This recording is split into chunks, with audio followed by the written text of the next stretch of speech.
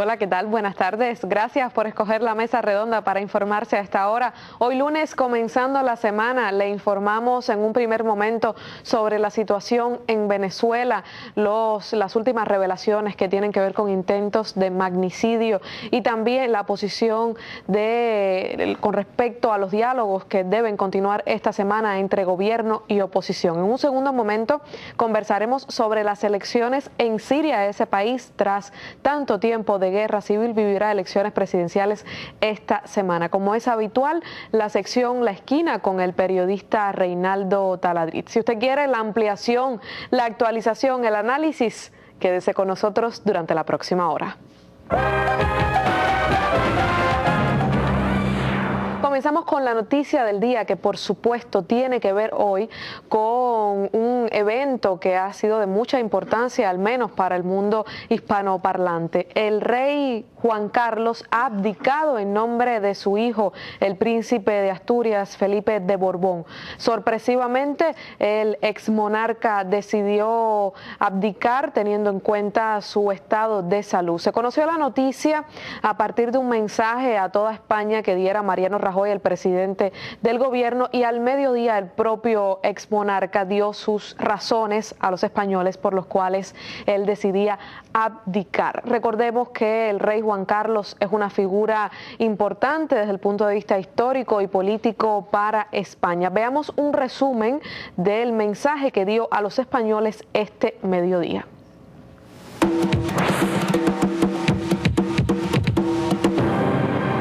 Mañana. El rey de España, Juan Carlos I, ha abdicado y cede la jefatura del Estado a su hijo Felipe, príncipe de Asturias. Estas son las palabras en las que Juan Carlos explica los motivos que han llevado a esta decisión. Como rey, hace ya cerca de 4 décadas, asumí el firme compromiso de servir a los intereses generales de España, con el afán de que llegaran a ser los ciudadanos los protagonistas de su propio destino, y nuestra nación una democracia moderna, plenamente integrada en Europa. Me propuse encabezar entonces la ilusionante tarea nacional que permitió a los ciudadanos elegir a sus legítimos representantes y llevar a cabo esa gran y positiva transformación de España que tanto necesitábamos. Hoy, cuando vuelvo atrás la mirada, no puedo sino sentir orgullo y gratitud hacia vosotros. Orgullo por lo mucho y bueno que entre todos hemos conseguido en estos años. Y gratitud por el apoyo que me habéis dado para hacer de mi reinado, iniciado en plena juventud y en momentos de grandes incertidumbres y dificultades, un largo periodo de paz, libertad, estabilidad y progreso. Fiel al anhelo político de mi padre, el conde de Barcelona, de quien heredé el legado histórico de la monarquía española, he querido ser rey de todos los españoles. Me he sentido identificado y comprometido con vuestras aspiraciones. He gozado con vuestros éxitos y he sufrido cuando el dolor o la frustración os han embargado. La larga y profunda crisis económica que padecemos ha dejado serias cicatrices en el tejido social, pero también nos está señalando un camino de futuro cargado de esperanza. Estos difíciles años nos han permitido hacer un balance autocrítico de nuestros errores y de nuestras limitaciones como sociedad. Y como contrapeso, también han reavivado la conciencia orgullosa de lo que hemos sabido y sabemos hacer y de lo que hemos sido y somos, una gran nación. Todo ello ha despertado en nosotros un impulso de renovación, de superación, de corregir errores y abrir camino a un futuro decididamente mejor. Cuando el pasado enero cumplí 76 años, consideré llegado el momento de preparar en unos meses el relevo, para dejar paso a quien se encuentra en inmejorables condiciones de asegurar esa estabilidad. El príncipe de Asturias tiene la madurez, la preparación y el sentido de la responsabilidad necesarios para asumir con plenas garantías la jefatura del Estado y abrir una nueva etapa de esperanza en la que se combinen la experiencia adquirida y el impulso de una nueva generación. Contará para ello, estoy seguro, con el apoyo que siempre tendrá de la princesa Leticia.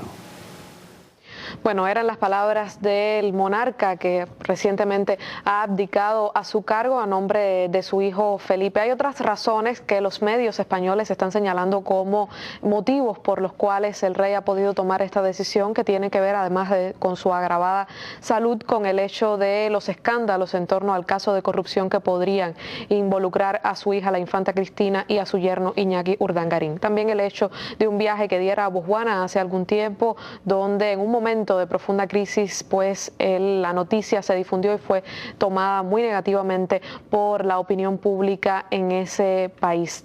Ha habido reacciones ya, las palabras, se ha dividido las reacciones por parte de los medios, tanto en elogios como también en un nuevo momento para reflexión política en torno al sistema político español de monarquía parlamentaria. Sí es el momento de decidir que sea una república. Sobre eso han comentado algunos partidos de izquierda. Veamos las reacciones muy brevemente de lo que han dicho algunas personas a Telesur. Y ahora que se marchase, que se convoque un referéndum para una tercera república. Claro, siempre un referéndum. Siempre el pueblo debería opinar sobre las cuestiones de Estado, en general. Yo creo que la gente está un poco, en general, enfadada con todo el mundo, con los políticos y con todo el mundo, debido a la crisis que hay y a cómo está todo.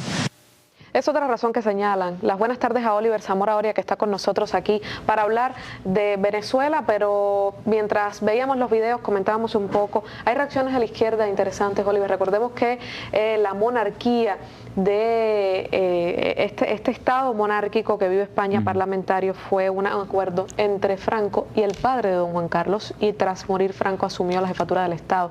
Sin embargo, la izquierda está diciendo que podría llamarse un referéndum. Sí, bueno, hay que empezar diciendo que esta decisión de Juan Carlos fue tomada hace meses atrás. Se dice que quiso anunciarlo, bueno, en la fecha de ayer para no entorpecer las elecciones al Parlamento Europeo, que bueno, se vivieron en Europa hace unos días atrás, en la cual, por cierto, se demostró una vez más la crisis del bipartidismo en España y en buena parte de Europa, y esto quizás pueda generar una nueva crisis política en España por todo este movimiento ahora de algunos partidos de Izquierda Unida de convocar un referéndum para que haya una evolución. Sabemos que España no es una república, España es un reino, por eso es el rey, el jefe de Estado, que la monarquía en España es una institución, vamos a decir, que no tiene un gran poder político, pero sí una gran carga simbólica, y que bueno, tiene sus funciones al frente del Estado, si bien el poder real político está al frente, o sea, en manos del jefe del gobierno español, en este caso Mariano Rajoy, y bueno, del que esté de turno, ¿no? Pero bueno, indiscutiblemente es una institución, ¿no?, que cumplió una función histórica de trampolín de la dictadura de Franco a lo que ellos llaman la democracia, y que durante algunos años mantuvo un nivel de popularidad bastante aceptable, porque el rey, al igual que en otros países de Europa, se ve como esa institución que le da cierta estabilidad al Estado como tal.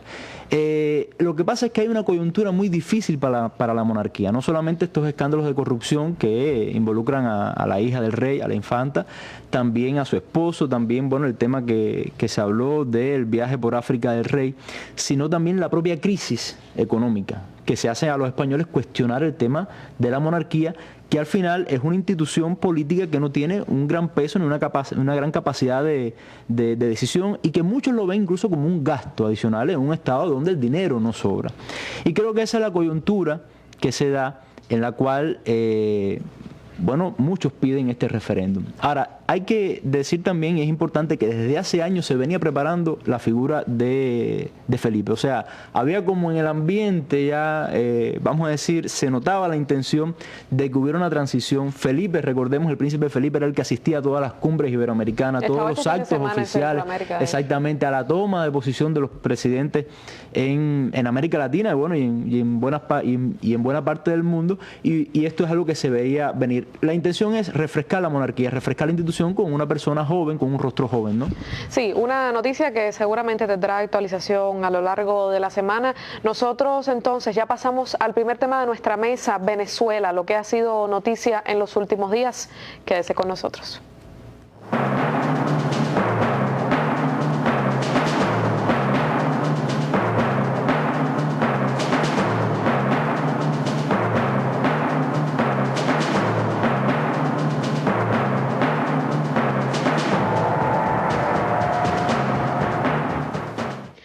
Quizás uno de los temas que ha sido más debatido, sobre todo en los últimos días en Venezuela, tiene que ver con las revelaciones, de acuerdo con varios periodistas absolutamente fidedignas y claras, sobre los intentos de magnicidio a Nicolás Maduro. Es decir, una oposición que ya estaba escogiendo la violencia como vía de expresión, sabiendo que en las urnas durante los últimos años no han tenido oportunidad, pero ahora pues el límite se va empujando más debido a estas revelaciones que involucran a, por ejemplo, a la ex parlamentaria María Corina Machado, de que podía haber estado involucrado en todo lo que tiene que ver con este intento de asesinato a Nicolás Maduro. ¿Cómo ha sido esto, Oliver? ¿Qué es lo que se ha conocido y por qué tantos periodistas están diciendo que es absolutamente claro lo que cuentan estas revelaciones? Bueno, es que hay pruebas, o sea, ha salido el Partido Socialista Unido de Venezuela y también algunos diputados, ¿no?, del bando de la revolución del Partido Socialista Unido de Venezuela a mostrar pruebas, llamadas telefónicas, ciertos correos que involucran a esta diputada, bueno, ex diputada, porque ya se le fue retirado el cargo, y también, bueno, a otros sectores de la derecha venezolana, de la oposición venezolana. Yo pienso que estos planes de magnicidio en primer lugar no sorprende. O sea, estamos hablando de un proceso revolucionario que tiene más de 15 años y que constantemente ha enfrentado situaciones muy similares. Algunas, bueno, que se han concretado con más éxito, vamos a decir, que han sido revertidas, otras que han sido más evidentes. Hablamos de golpe de Estado, golpe petrolero, manifestaciones, y otras, bueno, que obviamente se mantienen en planes nada más, afortunadamente. Y pienso que responde a un sentimiento de desespero por parte de la oposición. La oposición vio, vamos a decir, una oportunidad de oro cuando fallece físicamente el presidente Hugo Chávez, y bueno, toma posesión del liderazgo revolucionario, vamos a decir sus herederos políticos, encabezados por Maduro. Pensaban de que iba a ser un liderazgo más débil, que iba a haber fragmentación en las filas del chavismo. No ha sido así, y el resultado es que hace un año, está gobernando el presidente Nicolás Maduro, a pesar de toda la estrategia desestabilizadora en Venezuela. O sea, a pesar de haber sacado a la gente a la calle, a pesar de unas elecciones en la cual ellos enfocaron mediáticamente de tal manera para hacer ver a Maduro como un presidente poco legítimo, o sea, que no tenía la legitimidad suficiente para gobernar. Recordemos que después del 14 de abril del año pasado, cuando se producen estas elecciones en la cual sale electo Maduro, meses después toda la prensa de derecha internacional estaba reconociendo que Maduro se estaba consolidando en el poder. O sea, que el liderazgo de Maduro se estaba fortaleciendo y que los herederos políticos de Chávez se estaban consolidando en el poder. Y enfrente tenían a una oposición que se estaba fragmentando, que no había encontrado todavía los canales, las vías. De hecho, nunca los ha encontrado, hoy todavía no lo ha encontrado, para destruir precisamente el proceso revolucionario. Y obviamente cuando tú tienes cartas con las cuales juegas y no ganas, que puede ser el juego democrático, que puede ser el juego desestabilizador, bueno, vas a este tipo de planes que no es nuevo. Recordemos que en la época de Chávez se filtraron muchos mercenarios por las fronteras de Colombia, precisamente con la intención de asesinar a Chávez. O sea, si pasaba con Chávez, que tenía un liderazgo mucho más fuerte, ¿por qué no pasar, vamos a decir así, con el propio Maduro, que es un presidente en el cual se le ha hecho una resistencia, vamos a decir, que dura ya un año? Una situación bastante difícil. Yo pienso que lo más difícil de la situación venezolana, de la crisis venezolana, es que no ha llegado a un punto final aún. y que está latente. Se habla de un golpe de Estado continuado, es decir, de una situación de impas en la cual puede pasar cualquier cosa aún. Una guerra no convencional en pleno desarrollo. Se espera que estas semanas haya diálogos de paz, es decir, estos diálogos que ya vimos unos hace algunas semanas. La oposición ha dicho me retiro, pero no, y entonces hay una parte que dice que está y no está. Y de hecho el presidente Nicolás Maduro ha dicho hoy en una reunión que tuvo en Barinas con el alto mando del país, diciendo que esa no es la manera de hacer política en Venezuela, es decir, una oposición que está asumiendo las posiciones que le critican al gobierno, precisamente de exclusión, de que es el gobierno quien excluye, y realmente ahora son ellos los que están retirándose de estos diálogos. Se supone que esta semana vuelvan. ¿Cuáles son las expectativas que hay con estas conversaciones? Bueno, yo pienso que ha primado la cordura en ese sentido. Recordemos que la oposición abandonó el diálogo por una medida totalmente necesaria tomada por el gobierno de arrestar a estos grupos que estaban creando una situación bastante difícil en el municipio de Chacao. Recordemos que incluso hablamos de un municipio totalmente opositor, un municipio bastante elitista dentro de la capital, bueno, dentro del país, pero ubicado en la capital venezolana, que estaba haciendo estragos allí, y que cuando fueron arrestados cientos de personas también se le incautaron, granadas, se le incautaron una serie de químicos para hacer explosivos. Obviamente quedó demostrado ante el país que se trataban de estos grupos terroristas y desestabilizadores. Ahora, toman esa opción, ¿no? Toman esa medida de romper el diálogo, pero también porque tienen una situación muy difícil. O sea, la oposición venezolana está dividida en dos grandes bandos ahora. El bando más radical, donde está, por ejemplo, Leopoldo López, que posiblemente sea condenado a 10 años, donde está Machado, Corina Machado también, y hay otro sector, vamos a decir, que ha sido más sensato y que no quiere perder la oportunidad de quizás lograr un espacio un poco más activo dentro de la política venezolana. Me refiero a la Mesa de la Unidad Democrática. No es que sea democrática, pero bueno, ese es el nombre con el que se presenta. Exactamente. Y esto ha creado una fractura tremenda. Ha creado una fractura tremenda. Yo creo que el gobierno, de alguna manera, ha sido muy difícil gobernar en este periodo. Es uno de los propósitos de ese desgaste continuado. Pero ha sido muy hábil a la hora de dividir, o sea, de cómo tratar con cada de estos grupos. Al grupo radical, al grupo terrorista, al grupo que llamó a la inestabilidad, al grupo que fue, lo que hemos visto en las imágenes de incendiando círculos infantiles, incendiando escuelas, haciendo destrozos, ha ido a la ley. Envenenando el agua. Exactamente, ha ido a la ley. Porque eso es otra petición de la sociedad venezolana. ¿Hasta cuándo va a haber impunidad? O sea, ¿hasta cuándo se dejarán pasar muchas cosas que tienen que ir a la ley? Y sin embargo, con este otro grupo, entabla cierta negociación que ha tenido un impacto muy bueno ante la opinión pública venezolana, porque obviamente ha mostrado a un gobierno que siempre ha tenido esa voluntad, pero ahora se ha materializado de dialogar, de sentarse a hablar para una Venezuela mejor, indiscutiblemente. La situación económica sigue difícil, también tiene que ver con estos ataques, tiene que ver con el hecho del desgaste que tratan de provocar también en el Ejecutivo venezolano. ¿Cómo está la situación de violencia? ¿Ha reculado en los últimos días?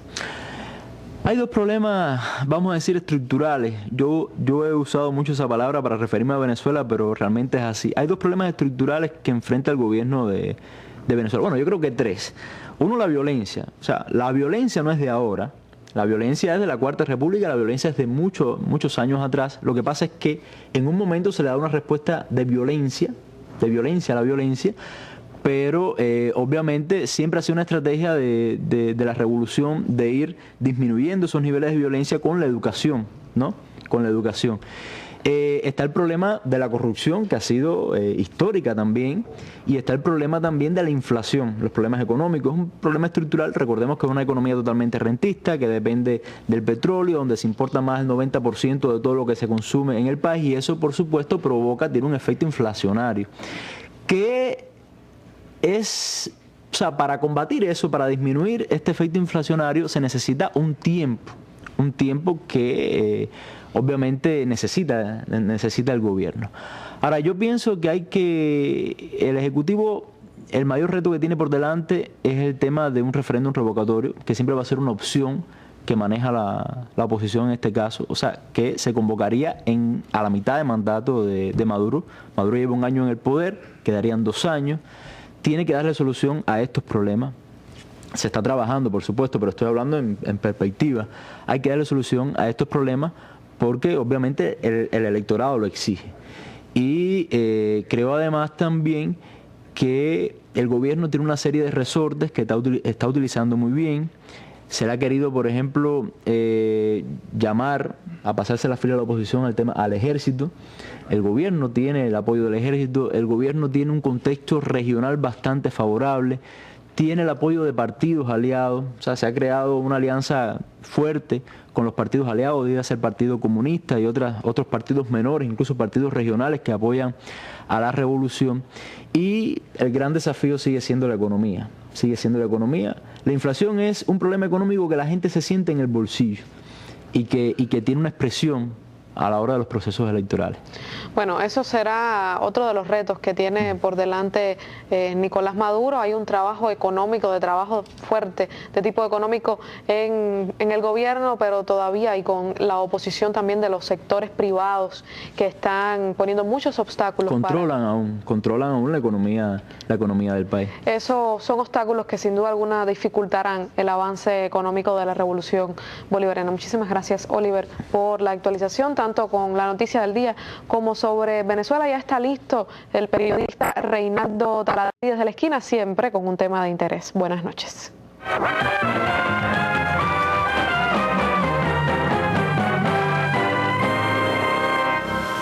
Muchas gracias y bienvenidos a La Esquina. En los últimos tiempos, usted ha oído hablar mucho de un gran escándalo que le ha dado la vuelta al mundo. Resulta ser que cerca de 40 o más de 40 veteranos de guerra en Estados Unidos fallecieron por falta de atención médica, burocratización, lista, recortes de presupuesto, una suma de factores en hospitales de veteranos, especialmente en Phoenix, en Arizona. Fue un escándalo, le costó el puesto al secretario de veterano, un conocido general, y la noticia ha provocado muchísimo. Claro, ahí se mezcla la moledora de siempre. Los que no están en el gobierno critican al gobierno. Si fuera al revés hubiera pasado lo mismo. Pero no cabe duda que es un escándalo. 40 veteranos de guerra, falta de atención médica en la nación más rica del mundo. Existen los recursos, existe el dinero para atender a los veteranos como ameritan después de haber sido enviados nada más y nada menos que a Irak, Afganistán o a 60 o más oscuros lugares del planeta, como dijo Bush una vez en West Point. Bueno, una posible respuesta está aquí. Vean, el mismo Departamento de Defensa, aunque existe un departamento de veteranos que es el responsable de la atención a veteranos, pero no cabe duda que el Departamento de Defensa no se desentiende del tema. Vean, el Departamento de Defensa de los Estados Unidos, vamos a mostrarle en estas 2 semanas, este lunes y el que viene, a qué está dedicando una buena parte de dinero. Y pregúntese siempre al final, lo vamos a recordar, ¿para qué todo esto? Para eso vamos a mostrarle una serie de sofisticadas y nuevas armas que se están desarrollando y vamos a ver el uso posible que van a tener. Y tengo conmigo a alguien que ustedes ya imaginan, el doctor Néstor García Iturbe, profesor del Instituto Superior de Relaciones Internacionales. Doctor, ¿se ha convertido usted en todo un especialista en armas?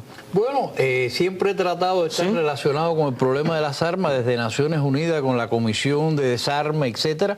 Porque usted estuvo en la Comisión de Desarme. Yo estuve en la Comisión de Desarme en la ONU durante 14 años, quiere decir que siempre es algo con lo cual me he estado relacionando, ¿no? Con el problema del armamento, la carrera armamentista, etcétera. Ahora, usted, antes de empezar a hablar de armas específicas, ¿qué cree de esta relación de que esto se está desarrollando y se está haciendo al mismo momento que sucede el escándalo de los 40 muertos?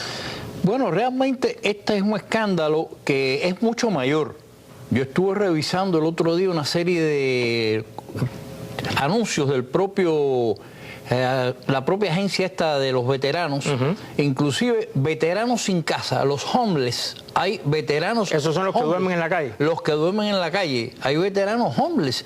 Y hay toda una serie de programas para los veteranos homeless. Quiere decir que yo decía, bueno, un tipo que se ha ido a luchar por este país, por los Estados Unidos, que ha arriesgado su vida, etcétera, etcétera, y no tiene ni tan siquiera dónde vivir. Y está reconocido por ellos, los veteranos homeless. Bueno, ahora en este caso vamos a proceder a mostrar, mientras esto sucede, ¿qué se está desarrollando? Sí, ¿Qué nos trae? Los millones de dólares que se están gastando. Bueno, ojalá fueran millones, yo creo que más. No, miles de millones, cientos de miles de millones. Vamos a ver qué nos trae. Bueno, vamos a empezar ahora con un dron.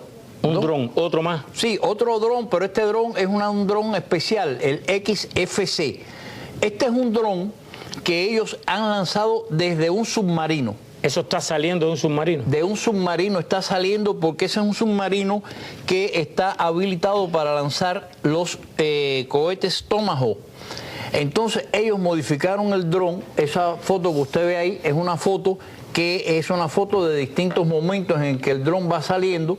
El dron sale del lanzacohetes del submarino, va abriendo sus alas y entonces inicia su actividad. O sea que ya se pueden acercar a cualquier lugar del mundo, ponerlo cerca de una costa, de ahí sale. Claro, porque usted dice, aquí no hay basificados drones cerca de este país. Sí, no tienen que estar basificados, están en los submarinos. ¿Y cómo aterriza? ¿Dónde aterriza después? Bueno, hay otros drones. Este tipo de dron se está planteando que aterriza en un portaaviones. Y ya lo veremos en otra imagen. Pero este dron sigue teniendo el cohete Hellfire también.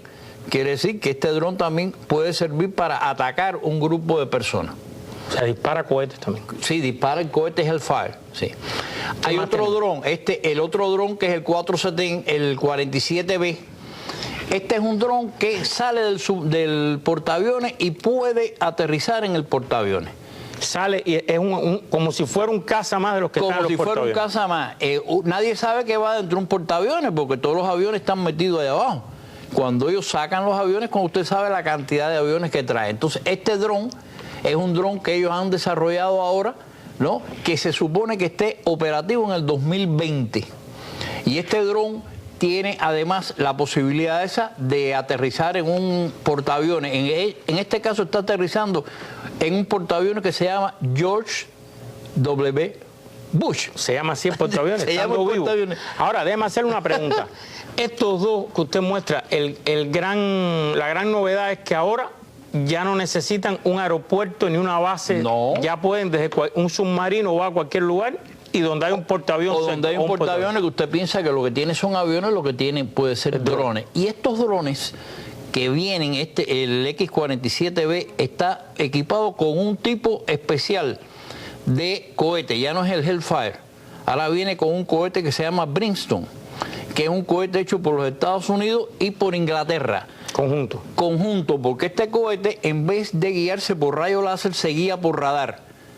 Y es un cohete más efectivo que el Hellfire.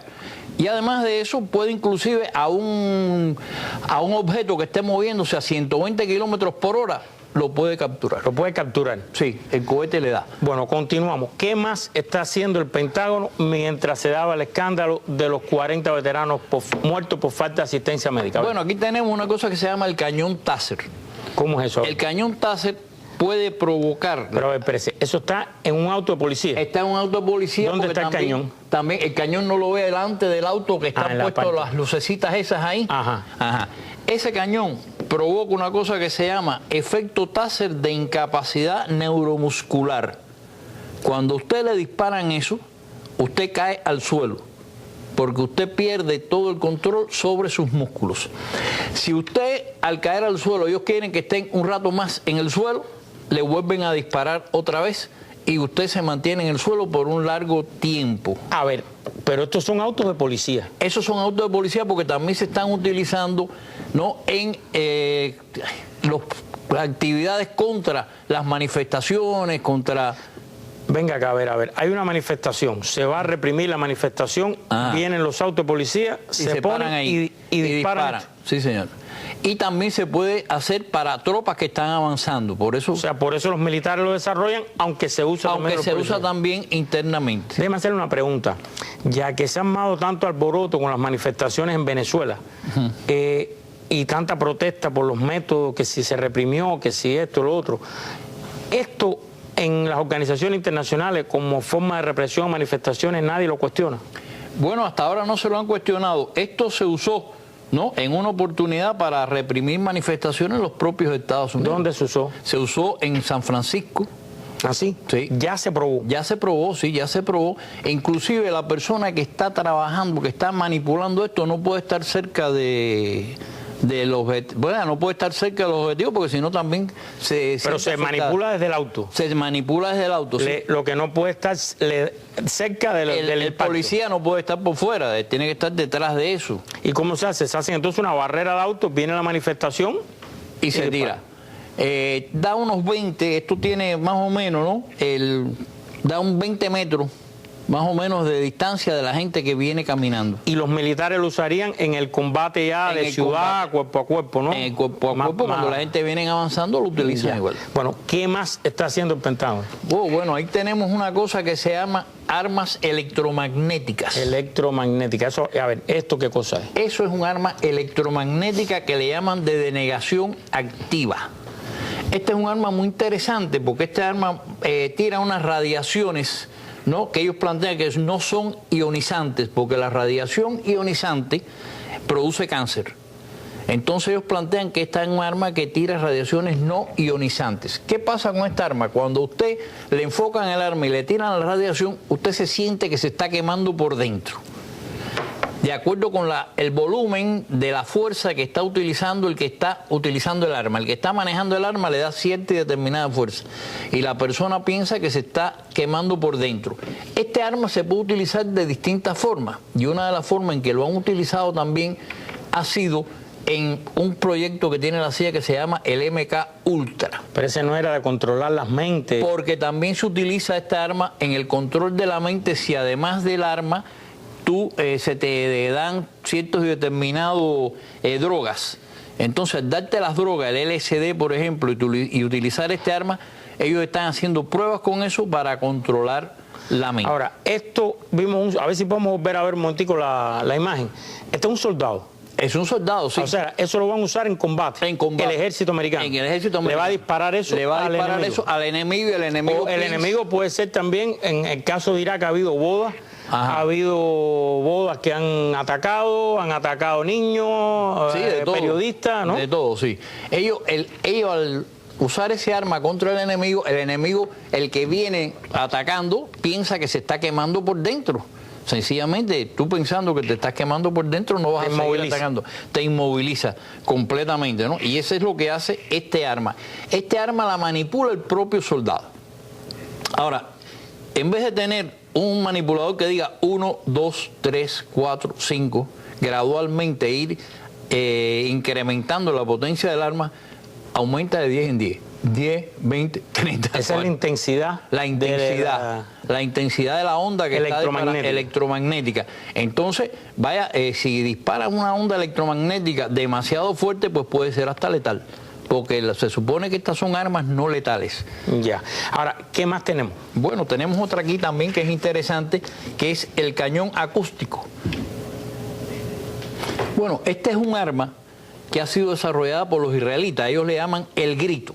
Entonces, cuando le aplican esta arma a un grupo de personas o a una persona, está oyendo un grito que dura 5 segundos, pero con un intervalo de 10 segundos. A los 10 segundos vuelve a oír el mismo grito y a los 10 segundos vuelve a oír el mismo grito y así sucesivamente.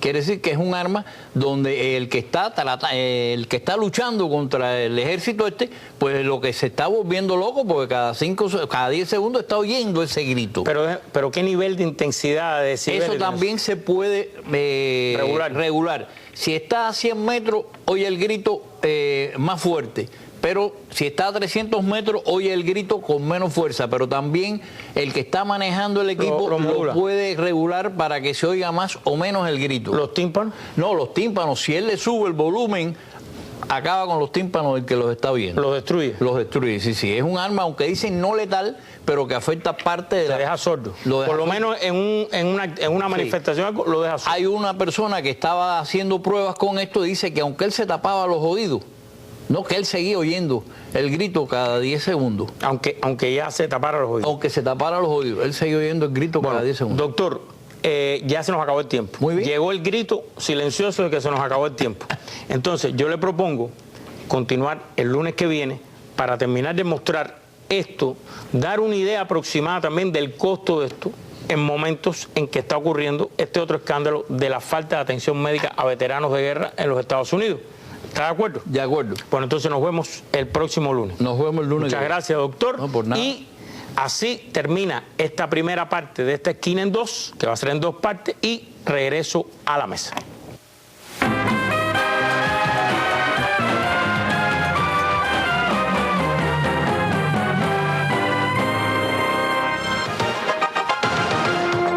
Siempre en los grandes acontecimientos.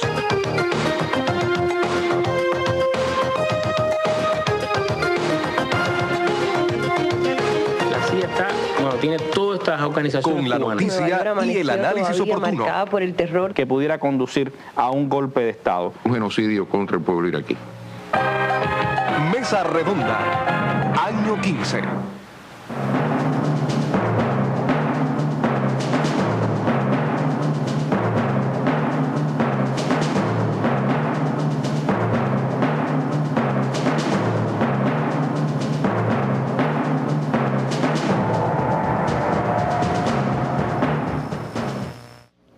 A pesar de una guerra civil que ha azotado a ese país, Siria se dispone para realizar elecciones presidenciales. Como era de esperarse, a nivel internacional ha habido muchas críticas, sobre todo las grandes potencias occidentales han dicho que son una farsa, que no se puede creer en esos resultados, sobre todo teniendo en cuenta que tras la modificación de la constitución en ese país y el hecho de que el presidente Bashar al-Assad sigue teniendo muchísima aceptación dentro de Siria, algo incomprensible para algunos, sobre todo los que han querido construir una imagen de represor, de dictador en la figura del presidente Bashar al-Assad. La realidad es que las encuestas, las de todos, las de la derecha y las de la izquierda, dicen que las posibilidades de Bashar al-Assad de ganar son altísimas, y aunque hay otros candidatos también en la carrera. Para explicarnos un poco qué puede significar estas elecciones en medio de la guerra que todavía vive Siria, por qué Bashar al-Assad tiene tanta legitimidad, la conserva y probablemente ganará. Sobre eso conversamos con Leonel Nodal, especialista en temas internacionales y específicamente en temas de Medio Oriente. Muchas gracias, Leonel, por estar aquí. Vamos, antes de empezar con el diálogo, a ver un reporte de AFP que más o menos describe por qué estas elecciones son tan importantes y la importancia que tiene también la figura de Bashar al-Assad. Nada parece indicar que el presidente sirio Bashar al-Assad no renueve su mandato por 7 años más tras las elecciones del próximo 3 de junio. Este oftalmólogo llegó al poder en el año 2000 tras la muerte de su padre Hafez al-Assad. Assad ha declarado en numerosas ocasiones que no dejará el poder a cualquier precio a pesar del aislamiento internacional. Abandonar no es una opción en estas circunstancias. Debo estar a la cabeza de quienes defienden el país, y así ha sido desde el primer día. Los comicios se llevarán a cabo solo en las zonas controladas por el gobierno, mientras que la oposición considera que todo se trata de una farsa. Desde hace casi 4 años tratan de arrebatarle el poder a Assad.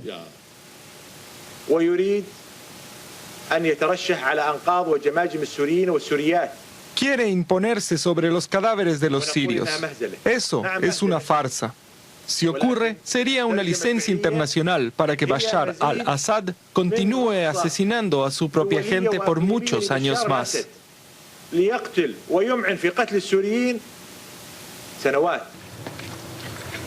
Pero Assad ya sorteó la peor parte. La votación tiene lugar mientras se mantiene más fuerte que nunca, y los rebeldes se han retirado del centro de Homs, la tercera ciudad del país y la simbólica capital de la revolución, en un acuerdo insólito con el gobierno.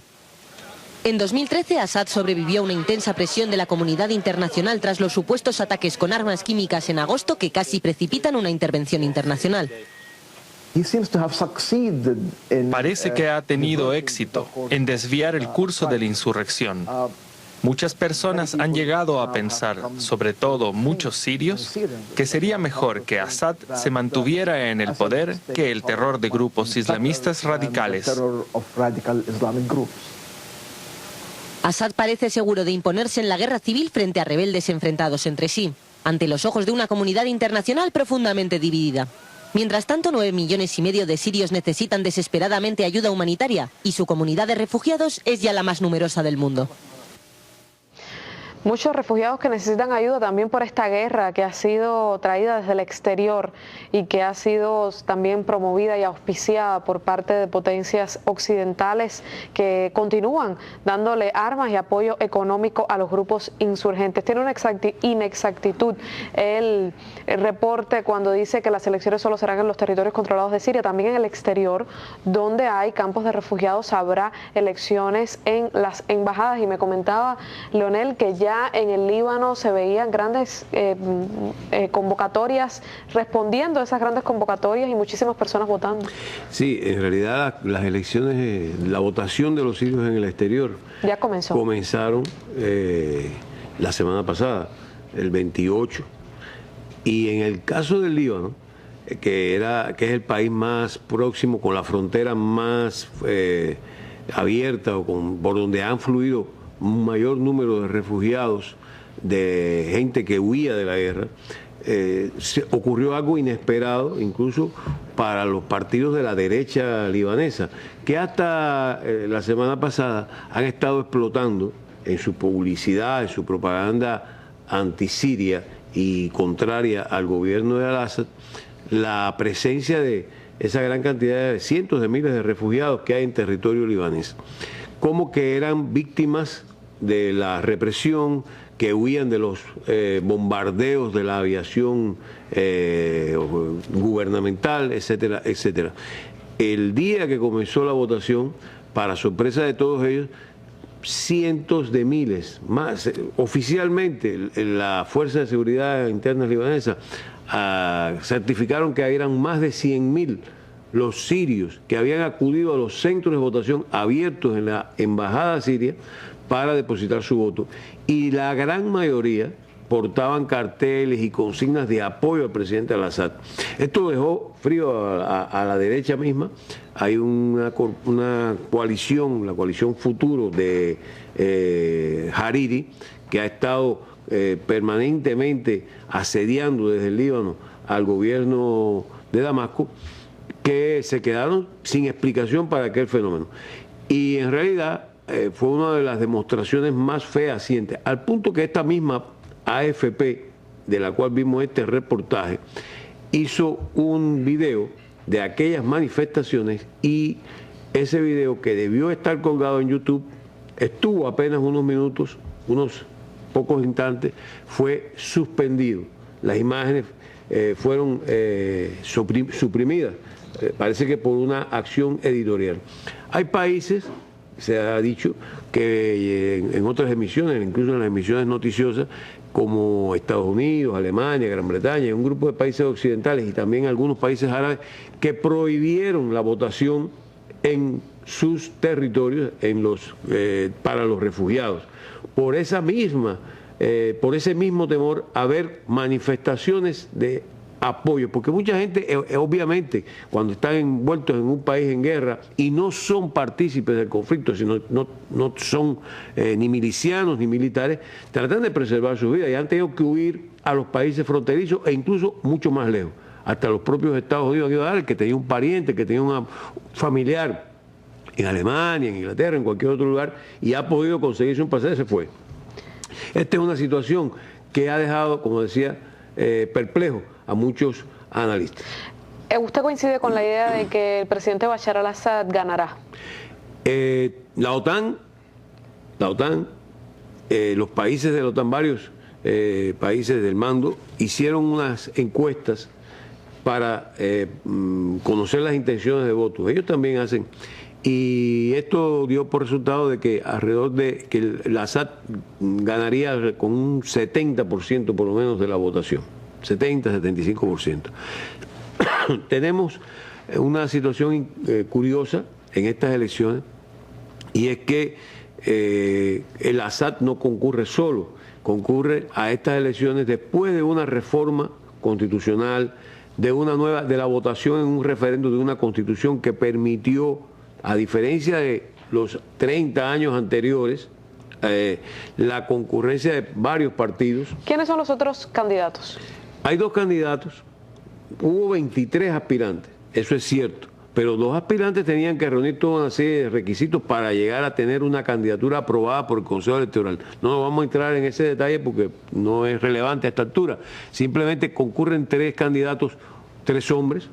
Uno es un hombre que fue ministro, que fue diputado, es sunita, es de Damasco, o sea, representa a la comunidad mayoritaria en el país, la comunidad, a la etnia o la confesión mayoritaria en Siria, y podría ser una opción. Es un hombre que estudió administración de empresas, Al-Nuri es su apellido, y Hassan Al-Nuri es un hombre que hizo posgrados de administración en Estados Unidos, que tiene una visión empresarial, fue presidente de la Cámara de Comercio. Y el otro es un comunista, un hombre laico, un hombre de la izquierda, que nacido en Alepo, que viene de la provincia que se supone es el centro, no se supone, es el centro industrial de Damasco, de Siria, y por lo tanto representan alternativas regionales diferentes a la que representa el presidente. En todo caso, Al-Assad es el representante, él como individuo, se lo ha querido calificar y etiquetar como el representante de una minoría, la minoría alauita, y por lo tanto, y ni siquiera se puede decir que el alauismo sea una confesión islámica. Se caracteriza a la confesión alauita como una derivación del chiismo que tiene bastante distancia de la práctica general del Islam. Por lo tanto, esto da un elemento curioso. Ahora, a esto se suma el hecho de que las elecciones tienen lugar, como dice el reportaje, en un momento de ascenso del control gubernamental sobre el territorio nacional, algo que le han estado disputando a lo largo de 3 años.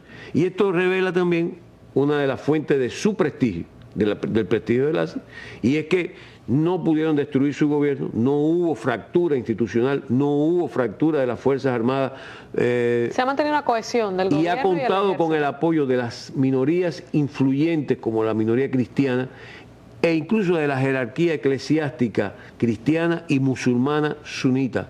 Con lo cual, y esto no es por gusto, es porque en realidad este partido, el partido Baas que él representa, que constituyó gobierno y que había conseguido desarrollar Siria de una manera notable, también garantizó a lo largo de esos 30 años que la prensa occidental califica como el continuismo de un partido en el poder, bla, bla, eso garantizó el desarrollo en Siria, garantizaron numerosos derechos. Es cierto además, y hay otra paradoja de este proceso, que en el comienzo de las protestas, las manifestaciones, en todo caso, al calor de la llamada primavera árabe, en el año 2011, entre enero y febrero y marzo, en marzo en particular, inicialmente eran por algunos derechos políticos, como el derecho de reunión, de manifestación. Bueno, todo eso se aceptó en las reformas